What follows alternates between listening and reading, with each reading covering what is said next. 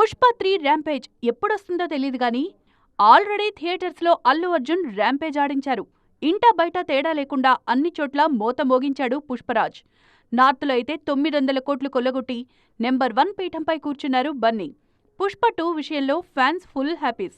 కానీ పార్ట్ 3 విషయంలోనే కన్ఫ్యూజన్లో పడిపోయారు. పుష్ప 3 అంతా బానే ఉన్నా కొన్ని ప్రశ్నలు మాత్రం ఫ్యాన్స్, ఆడియన్స్ను వేధిస్తున్నాయి. పార్ట్ 3 కోసం వాటిని అలాగే దాచేశారు సుకుమార్. అప్పట్లో వచ్చిన వేరీస్ పుష్ప టీజర్లోని ఒక్క షాట్ కూడా పుష్ప 2 రూల్లో కనపడలేదు. ఇవి మాత్రమే కాదు, ఇంకా చాలా ప్రశ్నలు అలాగే వదిలేశారు సుక్కు.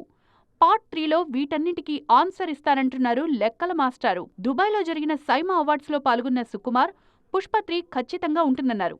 కాకపోతే అది సెట్స్పై రావడానికి కాస్త టైం పడుతుందంతే. ఈలోపు అట్లే సినిమాను పూర్తి చేయనున్నారు అల్లు అర్జున్. ఇక రామ్ చరణ్తో చేయాల్సిన సినిమాను సుకుమార్ కూడా కంప్లీట్ చేయనున్నారు.